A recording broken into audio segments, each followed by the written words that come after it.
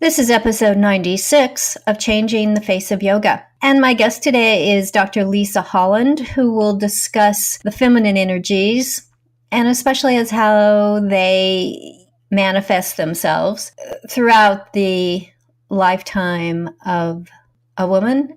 Let's listen. Hello, and welcome to Change the Face of Yoga, teaching toddlers through golden oldies. I'm very excited to be talking to lots of yoga teachers who will explain their passion for teaching yoga to students with different ages, physical fitness levels, wellness levels, and different goals. They will explain the benefits of yoga for these students and will be including teacher tips and pose modifications. I am Stephanie Cunningham of Yoga Lightness, and I've been teaching over 50s for 10 years.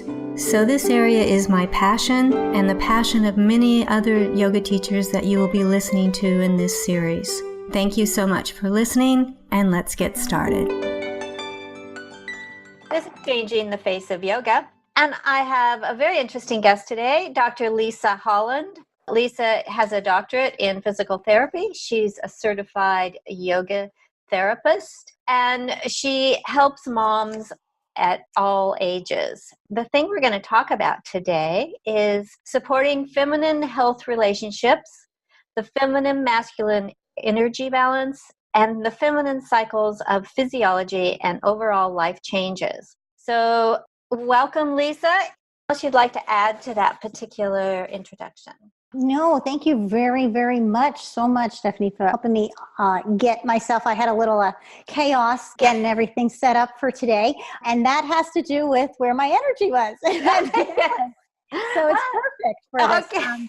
But that's pretty much, I've been practicing yoga more seriously, I'd say, for the past 10 years. But prior to that, I came into the fitness thing and everything. And I wound my way into women's health by way of orthopedics and sports medicine and a very kind of masculine sort of competitive type of energy. And when I went into women's health, it was like that whole other end, understanding the Shiva Shakti and seeing the parallels and where actually the people I ended up working with actually had some deficits is really where it came from. But it's quite interesting, or what I'm learning and trying to have a conversation on a little bit is how much of that, just understanding that balance within all of us, of our own masculine, feminine energy balance, is so tied into a lot of things that happen with women through life change.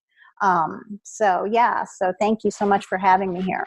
Oh, this sounds really interesting. I'm glad we did get together. Okay, you're saying, let's talk a little bit about the feminine, masculine energy balance and how that changes through life. I've heard that it does, but I'd like your take on it. Yeah, thank you very much. Well, here's the thing. We have a society right now. If you were to look at some of the yogic texts or things, they'll speak of the great Shakti. The universe is actually Shakti, which is the feminine energy, the energies of creation, collaboration, connection. The women of the nomads that were traveling around were the ones that said finally, you know what? While you guys are out gathering things all day and hunting, we kind of made a community here and it's working out. Why don't we just plant some things here and hang out? And we had the establishment from the nomadic cultures to actually having communities and staying in one place. And that general energy, a lot of people don't realize there's the balance between that and the hunter, warrior, gatherer, protector, Shiva-esque kind of destruction and eliminate that whole linear drive of getting to the top of the mountain, kicking your butt along the way, kicking other people's butt along the way. A lot of that, at least I'm 46, so I was brought in to a lot of that. You could have anything, do anything, and basically was made to be convinced that to fill into the, there's a big patriarchy is a dominant type of system in the world, really. And so I was being, very girl power and woman power, but I realized at some point that actually my own energies with my feminine, I had some toxic femininity. I thought a lot of stuff was weak. I had some toxic masculinity in me from a lot of the things that is also hurting, I think, a lot of men and a lot of women, and a lot of talk about that right now in terms of selling of women's bodies and all of this stuff. And I just, in working with women's health, just realizing that conversation, we don't really get a really good conversation on even different body parts. So let alone energy systems and vibrations of the universe and our connection to these things and all the things we learn about in yoga, all that work off the mat. But, and that's really what it is. We're supposed to be a balance of all of that, our own unique balance. And I don't think there really is any education on even becoming woman or becoming man, becoming feminine or masculine, owning your feminine and masculine as a woman, as a man, or even anything you want to identify yourself in between now. So that doesn't just come with XX or XY. That comes with identifying with self and true self-realization, and all that work about like Kundalini yoga. That's what that's all about. It's about this, coming together in our chakras and the meeting of the minds, the meeting of the energies at these energy centers. That's what that's about, and different levels of consciousness and development that we get based upon our experiences and what we honestly are open to receiving. Yeah. If that makes any sense. True. No, I think that's true. So when a child is born, obviously they have a genetic gender, which, as you said, that it isn't really binary as we know it anymore, or we're accepting that it's not binary. I'm sure it's been that way a long time. So how does that play out if you're born a female, and we'll assume that in this particular discussion that you identify as female? How does that, as a child, obviously we've heard people who said, yeah, I know I was born this way, like I was someone else. So it's not exactly genetically determined for everyone. So how do you start out? Do you start off pretty much the one year genetically, and then you move on, or what, or is it the hormones, or what happens? Yeah, and this is where it kind of gets, I think, understanding the concept of energy. I think it's beautiful what we've learned with genetics and disease and alterations. But like you said, we are born XX or XY, or some of us actually have some mutations where we're XXY and things like that. We have some things going on. And there's that presentation that we can't deny. We can't deny that there's going to be some genetic expression based upon the fact that everyone comes out with an X. By the way, every person at some point is female. and everyone has that X part, jointed union. And then some people get a Y and some people get another X. And I think there's that whole nature versus nurture. But what we don't seem to understand, and haven't really understood, I think, until recently, is that we are all a bag of mix of that X. And I really think in the X, you just get a double X. And in the XY, you get a single X. So it would be similar to, there's some genetic mutations where one of them is affecting how well you process B vitamins and detoxify. It's called the MTHFR. And some people have a single, a single thing of it, and some people have a double thing of it. And if you have a double thing, you're more prone to this. And if you have a single thing, you're more prone to that. So it's more of, I think, that you're more prone or more open or more receptive or more in line with maybe, and to certain tendencies. And one of those is as XX, that is a woman's, if we study the physiology, we study the brain of a woman, by XX versus a man. And obviously a lot is about exposure. We know there's a whole field of epigenetics now that shows that just because you have the genes doesn't mean they're going to be turned on or turned off. But women's brains have many more connections in the corpus callosum, which is the bridge between the right and left. We have a tendency, we have a cycle. We have that cycle, and those hormones come in, and there's a certain level of intuitive knownness to us that is not something we're sitting there and training for, that just comes upon us as if we paid attention to it. So that is something that I just think is such a superpower, those types of things that have been minimized. And so we see culturally where maybe there, was it several generations that did not realize how powerful it was to hold that XX inherently within yourself. And also, I think as men, and in the toxic masculinity conversation is really, and it's not that masculinity is a problem. We all have that tendency on the other side for dominance, for certain times we have to destroy things, get done with it, end things, and hunt and gather and things like that. But there hasn't been as much of an appreciation for men to really see their feminine, their aspects of femininity that's within them. They have an X. And how's that played out in society? So I think when we're younger, and it really depends on how that's played out in our households, right? Our whole world's our mom's womb. And we're finding out more and more her health is very important for our health and for our kids to be healthy. And then, our world, our culture, and then if we've traveled in our experiences, and all of that mix is the coming of what in yoga we might, really have an appreciation of the manifested form of what that rising kundalini is. Because that's really what it is, and that's what turned into Tantra, and that's why Tantra is so tied into physical union as well as emotional, mental, energetic. It's energetic unions. Okay, so how does that play out in the energetic systems? Meaning, specifically, like, explain that to me. I don't know if I quite understand. You meaning like in... Well, I mean, obviously we're talking about the feminine, and is there a significant difference between the masculine and feminine energies, or is there just a difference in how they present, shall we say? Well, that's the difference. It's how you're approaching things. If I have more connections in my brain, then I'm obviously going to approach people differently, right? I'm obviously going to approach people and have a different psychosocial experience. And the energy work is a psychosocial, really. If we're talking about the koshas and the chakras, really what we're talking about is a psychosocial experience of the world and ourself. So yes, the masculine and the feminine will have a different take on that because the world approaches certain attributes in each of them, certain ways that they are given permission to experience the world differently.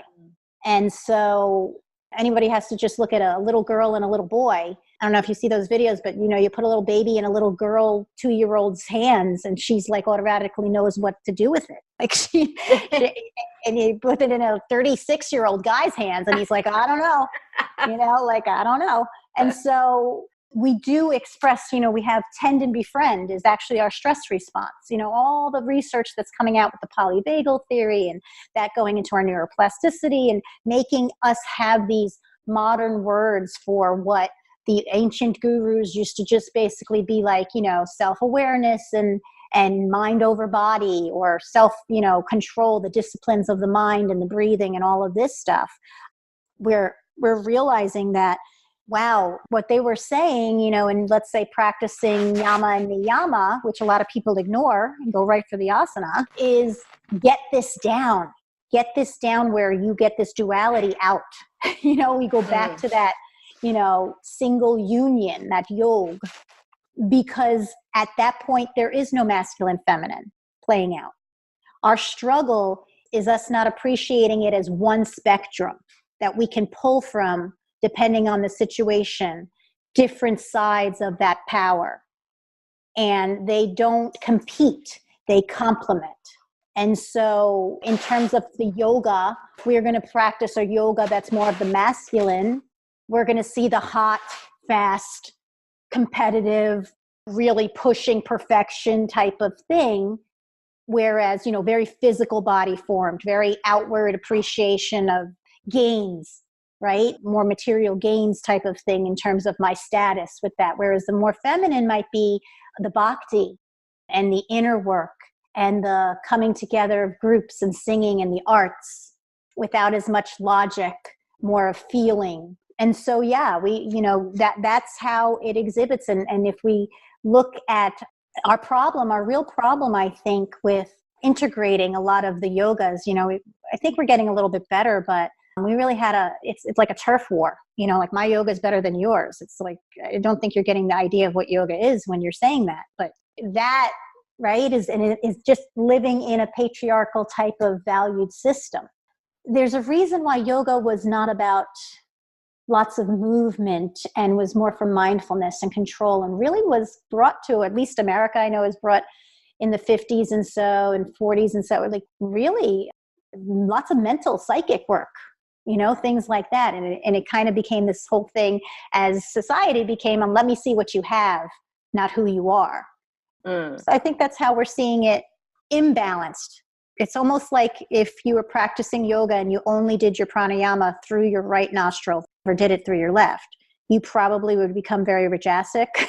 You probably would become, you know what I'm saying? So it's not like the right nostril versus, or the left nostril's bad or the right nostril's good. It's just that it's about, the whole point is about finding your balance. And you can be an assertive, ambitious woman and not be any different than an assertive, ambitious man. But do we really see that? No, we don't see that.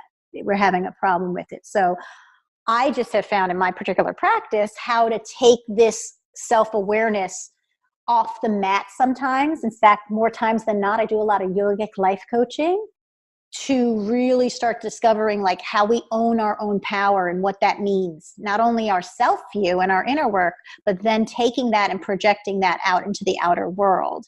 And at that point, when we can confidently do that and not worry about what gender we are and what role we're playing and what title we have and how much money's in our bank and what line of yoga we practice and what style yoga mat we're carrying in our arms, then I think we will really start to see some major improvement in terms of the power of yoga, especially going into yoga therapy, because that's really what therapy's got to be, empowerment, regardless of your situation.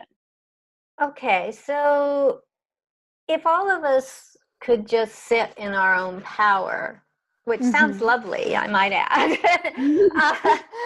We're all doing it. We're getting there. We're getting there. What are you doing to enhance that or bring that out? I try to get people as young as possible, which is why my company's called Belly Guru, because I figured if I can get mom when she's pregnant, then I've gotten her whole entire family, right? Because when mama's not happy, then nobody's happy. And I try to get, and it's just been so beautiful looking at the research in epigenetics right now coming out with all of this importance of the maternal health. And so I'm actually approaching it from then as much as I can, maybe even in her fertility, maybe even her as an adolescent before she gets into her fertility. And then I had a whole Kid Guru program. And again, it's crossing the lines now, which is beautiful and exactly what we want. We want to talk about reflection of self and emotional intelligence and being quiet and still to be reflective for that. And so I'm teaching yoga, teaching all the same things, but my focus is really, I guess you'd call it old school, or what our mutual friend Christine Calvary-Weber is calling soul yoga. And it's that idea of like the practice of being a human being, the science of human nature, that yoga. Like I could care less if we do one asana or no asana. I can still get a lot of yoga done. So that's really where I'm approaching it. It's self-reflection is the ultimate process here. And I'm not teaching, not that there's anything wrong with it, but my approach, and it sounds weird as a physical therapist and physio yogi type of person, but like it's not that I don't care what your diagnosis is, but that will just give me some general guidelines of like how not to move your body or to be cautious of or whatnot at first, or to look into and where I'm going to evaluate a little bit more in depth to try to figure out how it fits in the whole picture. But honestly, I'm going to be looking at the person and not the diagnosis. And then I'm going to be applying their yoga, not my yoga, their yoga in their prescriptive program. And depending on where they are, it may have a lot of it might be all yama niyama work. I might say, you know what, you really love running. You really got to run. You want to do that? Let's do the yama niyama work together. And you go running for your physical asana and some stretching in things that may or may not look like a certain pose that I was taught in my training. So I think probably like in my classes, sometimes maybe they all would have an experience, they would say, as opposed to, wow, I got a great workout, or wow, you made me sweat, like that kind of thing. They're all having their experience. You get to a point where you're sort of reading them so well that you're saying things and you're talking to certain people, or you're just talking. Maybe you're even being a conduit to some extent of somebody's got to hear it. You hear it coming out of your mouth. And it's funny because at the end of those classes, you have like 5 people like, oh my God, I know you were totally talking to me there. And that's really what I'm doing. That to me is so much better than being like, you have perfected those 26 poses. You are now a master. Yeah. That person could be messing up their lives and the lives of a lot of people. Yeah. So I had a very interesting conversation with one of my podcast guests about what he asked his students to do. And I'm wondering if this is kind of what you're talking about. Now, we were at the time talking about asanas, but it applies to everything. Is he was saying, it doesn't matter whether you're doing it perfectly or not. What it is be very introspective and saying, how do I feel? What does this do for me, and why? The why was the most important part about why do I feel like that? Is that kind of what you're talking about here? Yeah. And then, I don't even know if I really need them to know the why as much as being present in the emotion. We live our lives through emotional triggers or lack of emotional trigger, right? Like, so we're really not, it's not about us having 2 arms and 2 legs that move us around. Because there are people who are in a wheelchair with maybe, amputated limbs that are getting around and living their life way more than somebody who's perfectly full-bodied, but is trapped in the prison of their mindset.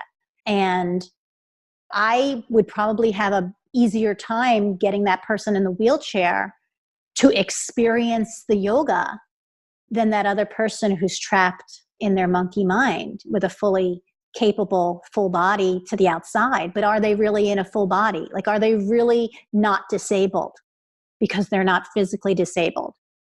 I think we can understand it from the mental disability. We're starting to realize like how much that impacts your physical body. I had the blessing of very early in my career as a physical therapist being put as a new student. They would send all the new students up to the psych floor. I don't know if it was like our orientation or whatever, or people didn't want to go or something because it was difficult population, obviously, right? Because you're working with someone whose concept of your reality is not their reality.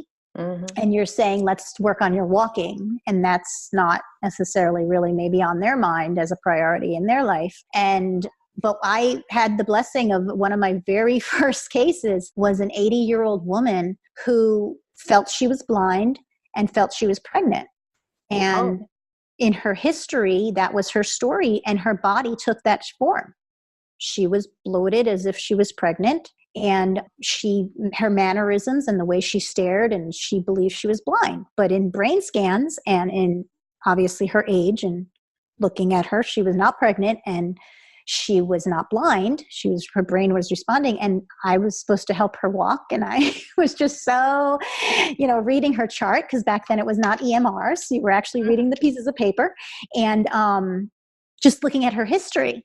And she had had several miscarriages, and it was very obvious. Obviously, she did not want to see whatever it was at the time. And at that point, I got so into the mind over body, and obviously I was going to end up, I probably was a yogi a lot of years before that somehow. But like, it really had me the appreciation as I took on yoga. It got me interested in things, mind, body in general, but definitely getting into yoga and that body attachment and how powerful we have it. So obviously looking at that and realizing we have the power at a very cellular level to influence us. And the yogis knew that as prana, bringing prana. They didn't necessarily need you to eat a lot or exercise a lot.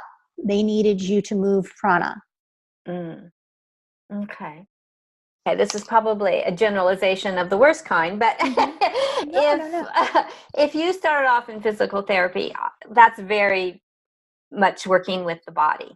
And yet you've now come to where you don't value as much, shall we say, the asanas, but rather the internal work that's being done. How do you think you got from very, very body oriented to working internally? I mean, that's a big journey. Not if you really start studying yoga. You know, that's the thing. You know what I mean? Like, it's the illusion to think we're manifested things. Like, if you look at a wall, I mean, just being a science nerd, honestly, like the more you study about science, I just have always loved science. I loved human beings and the human body, but I also like quantum physics and these other things. I mean, I just love studying the universe, and just everything about it is just amazing. And as you're looking at it, you know, you put your hand on your wall right now, you think it's solid, right? But that's an illusion, Stephanie, because if I go and take that wall underneath a microscope enough powered, we're going to see there's a lot of space between the atoms there. Yep. And then there's space within each of those things we call parts of those atoms. So it's a matter of like aligning up, but like technically quantum physics wise and multi-dimensions and all this stuff, which starts to sound a hell of a lot like what my, you know, guru was talking about in the ashram. And I think that's kind of what happened. I just evolved as a human being. I always was. I mean, I literally remember being like 6 years old and barely being able to look over the food belt at the supermarket with my mother and seeing these like rolled up scroll things about like astrology and palm reading. And, you know, I was like, can I have one of those? Or like, whatever. She's like, whatever. Like, and meanwhile, I'm like gobbling it up at 6 years old, you know? So it was always me. One day I woke up fairly recently, because I actually do a lot of soul coaching now, actually a lot of female health entrepreneurs, so that they get out there and get their stuff known so they can help people more, because we tend to be chronically under earners and over giving, but as our feminine nature is. And I said to myself, you know what? I am just realizing, I think I am really an artist, and I'm a social artist, and I always was. Very impassioned about things, very young about certain little things, not necessarily about me, but about what was right and good for the whole or whatever. And I realized I was such a science nerd or this, that, because I needed to learn the language. I was like method acting. I came here saying, I'm going to be like a method actor. I'm going to go in and immerse myself with the scientists, with the analytics, with the people on the complete other side that just deny. They think we're really just physical bodies. Like, we literally can manipulate everything. We can make our food, we can make our world, we can make it better than it ever was. And I now am able to, I wouldn't really have understood the ability to look through the research and make these connections. Because when I'm speaking to a physician about a woman's chronic pelvic pain and some of the history of stuff, I really can't be talking about her second chakra. No. But I need to be talking about her loss of power and dependency right now on her husband, and the fact that if she can't have painless sex right now, she's thinking her life is over and she's going to lose her husband. And like, but that's, you know, he's thinking, I just want to rip out her uterus right now. So to fix it all. And so you need to be able to, the way I am so effective is that I can play both sides of the coin in my conversations. But I could also help the woman understand herself at a very deep level of her essence, which is how she needs to understand herself, so that she can present herself and create the world she wants and needs. So that's kind of how I got there. I think I just always was.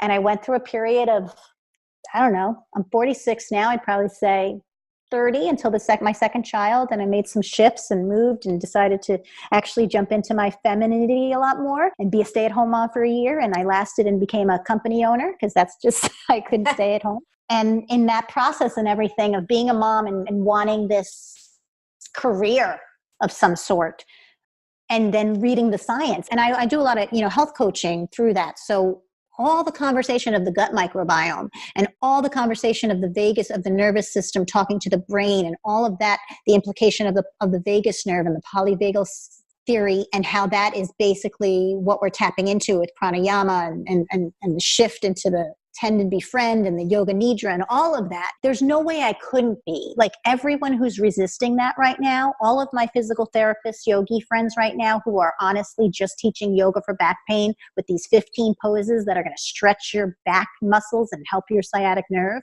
they're not progressing with what the science says, to be perfectly honest. I mean, that's the reality. They're stuck in the physical form, and we're just not. I mean, pain itself, the whole pain conversation, it's a multimodal, multi-system experience. It's not a slip disc. So I had to. I mean, I can't evolve as a professional and not have gotten there. We're going to see a lot more of the body workers who are less resistant of change, because it is scary, Stephanie. It's scary to understand. There's a whole practice of we wonder why 400 physicians are killing themselves every year. And that's a huge number of just the physicians, never mind other healthcare providers. We might be, not adding into that, but that's the stats. And it's because they're sitting in a system where they know. It's not that they don't see the science, but they are in a system right now, MDs in particular I'm speaking about, where they were never trained. They don't maybe have a job anymore in what we have right now going on. Mm. Yes, that would be a scary thought, wouldn't it? I mean, because that may not be relevant for much longer. Let's kind of morph a bit into yoga therapy. So is that your natural progression, really understanding yoga from more of a therapeutic point of view?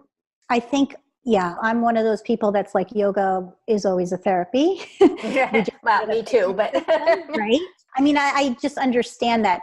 I honestly can say now, after I opened up in 2005, my practice, I probably was practicing a good 5 years or so, dabbling in the whole mind, body, and yoga and things like that. Before that, so, we're talking about 1999, 2000 or so. And here we are in 2019. I feel like I can finally say, I actually probably function mostly as a life coach. In fact, I say this all the time, I wish the field of yoga therapy in what they really want to do would have looked at what was going on with health coaching and functional medicine a little bit more, and not so much the allopathic Western model to try to push themselves into and call themselves therapists, because in actuality, the way yoga therapy works wonderfully and can be such a help right now is our desperate need in that structure for the life coach, for the behavioral change specialist. And I can't think of another system that would be more bang for the buck than yoga therapy, because you get the body work, you get all that stuff we know that we need to move, or we get sick, and we get the work on our immune system and our gut health, and the seat of our immune system is our gut, and you're eating and you're getting the mind, the mental stuff to be motivated, to not ruin everybody else's life because you're not happy, and to work on it hard, to be accepting of your struggles as opportunities. And I mean, it's basically you're hitting the psychologist, the physical therapist, the physician, the nurse. You're hitting so many different things. But if you want to call it therapy, and we go into that bubble, and I think that's why I've been, kind of like, I really am the ultimate life coach. I'm what the guru used to be. Because when you say therapy, now you need to be talking what body part, what diagnosis, what thing are you fixing? Anxiety, when you're saying, oh, I'm yoga for anxiety. But is their problem really anxiety, or is anxiety the manifested symptom of? Why don't we just target getting them healthy? Like just living well. And that, I really think that's really what the ancient yogi gurus were asking you, that you go to the ashram and you get out of all of this for a while, and you just follow my lead and trust me and see how it fits, and see if you wake up to a common universal. Common sense is not commonly done. And common sense is what this we all think, oh, this universal wisdom, this supreme intelligence, it's something so above me. No, it's actually common sense. But you keep thinking you're above it.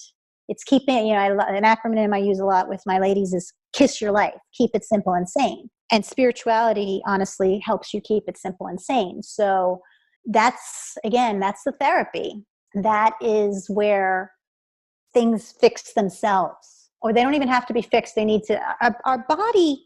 Here's in speaking with what you said, how did I get from being this big body worker to basically working on behavioral change with people and helping people's spirituality? And I have to say, again, our bodies are just a puppet of what? Of our mind. And our mind is a puppet of what? Our thoughts. And our thoughts are a puppet of what? Right? So when we go back there, it's hard just doing the pieces. It's hard just like fixing up the body and being like, I'm sure they're okay now, even though they ran through 3 heel spurs and obviously didn't want to stop. Like there was an issue there. There was an issue there. So, I mean, I think, that's, again, I have to say, I think I always was whatever this is in terms of I really think I'm a life coach more than anything, but I do believe inherently that's what a great yoga therapist should be or could be. I won't say should, but that's what they could be for people. And honestly, isn't that really what they just need to have a better life, coach through their life? Because if somebody died, if you've got a disease, if whatever the thing is right now, we've got to move past the victimization. And as long as we're pumping medicines and fixing Band-Aids and making people feel really good in a good sweat, or even, really good for just that time, giving them what they just want at that time when we know that they need a certain medicine, and we're not going to be that person to coach them to realize it themselves. I don't want to be the authoritarian. That's kind of why I kind of hate that we're therapists, because therapy and coaching are 2 different models. Yeah. Therapists are authoritarian, so they're telling you what to do. And I think that almost changes the whole dynamic from what I want it to be. I want it to be a self-realization.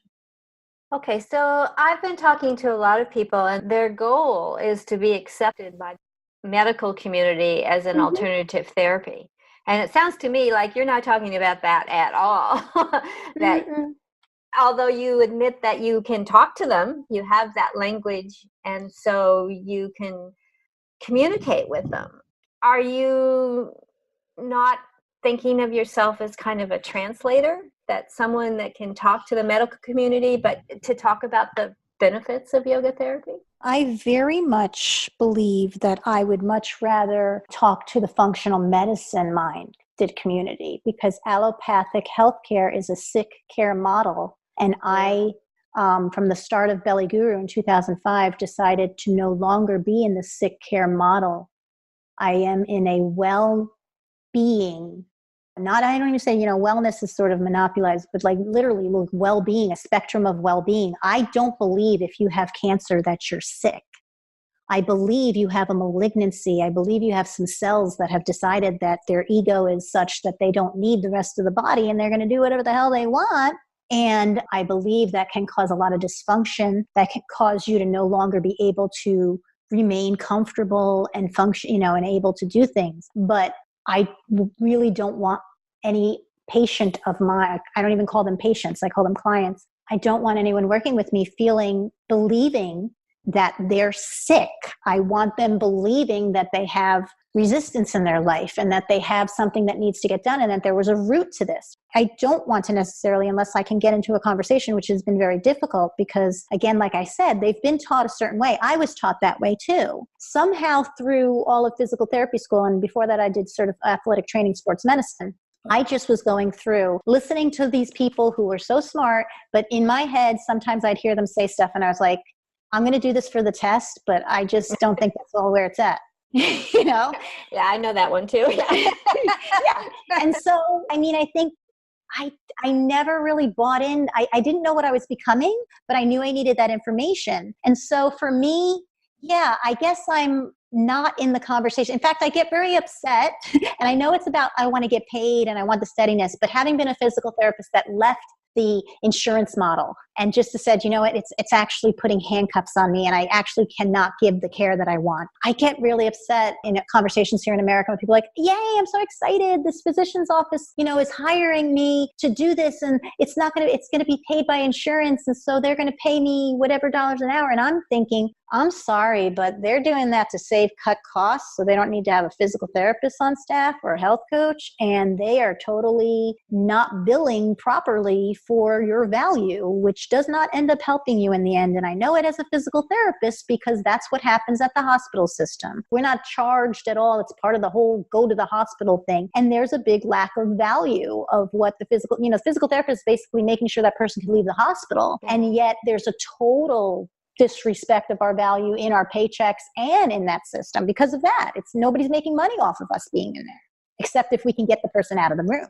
So I'm a little, yeah. I mean, I can talk to them, but when I'm talking to them, Stephanie, about gut microbiome, I have these words I can speak to them. It's hard for them to deny they should be opening the doors for yoga therapists, but I'm not going to necessarily say, please pick me and don't pay me a good salary so that you can cut corners with somebody else you don't want to pay just so that I can go get the yoga therapy. I think we have to be very careful as we enter into this market to not follow in the paths of therapists before us.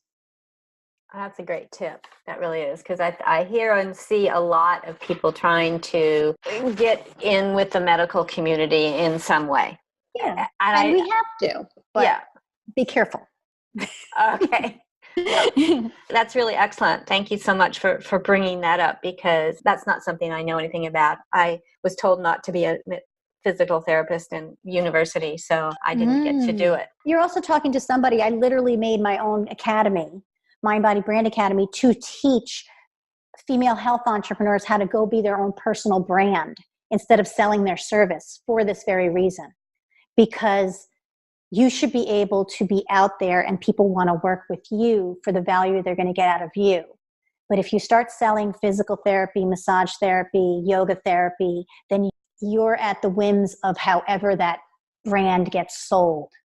And that's been the biggest problem right now with physical therapists here in America, is that, I mean, we were like polio epidemic and sold really well on like weight machines and stuff like that. But there's a whole big part of what our value is in terms of reading the body, knowing it neurologically, knowing it physiologically, knowing it whatever, that was never really sold. And so, I mean, there's people fighting for less dollars than somebody that went to, weekend, whatever, got a certification in personal training and likes to work with CrossFitters right now. And that just can't be.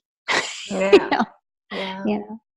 Great. Well, thank you so much. This has just been really interesting, and very helpful to all the yoga therapists that listen to the podcast to think about this in a different way, because, and I admit that I'm just reading, Facebook posts and talking to people, so I haven't got into the depth that I've gotten into with you. So I can't say that they're all going this way, but it sounds like it, that they're really just thinking, if I can get into the medical milieu, so we say, that solves my financial problems, and it may not. Yeah, I mean, it will be immediate gratification, but again, I'm just saying, look at what's gone on.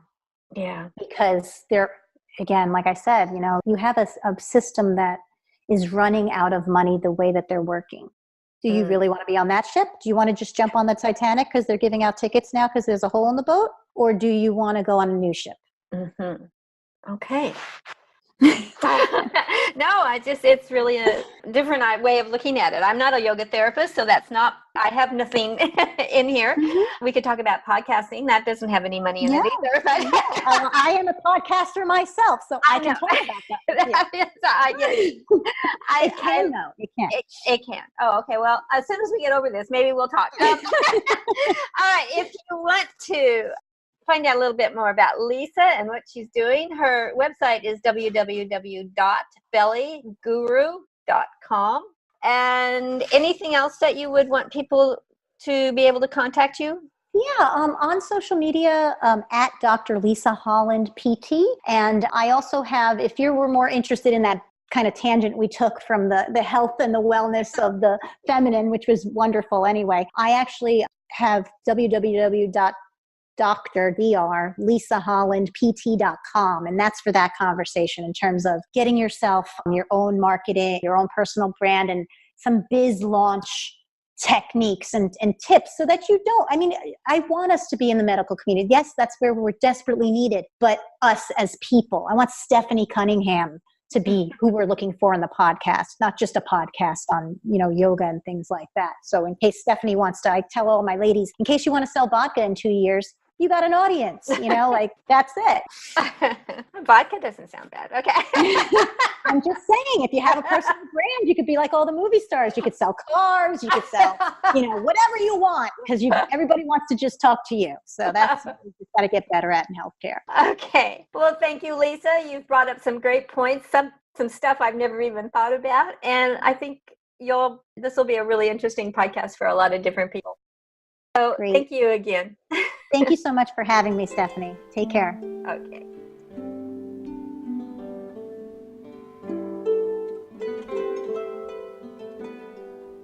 Thank you for that wonderful interview.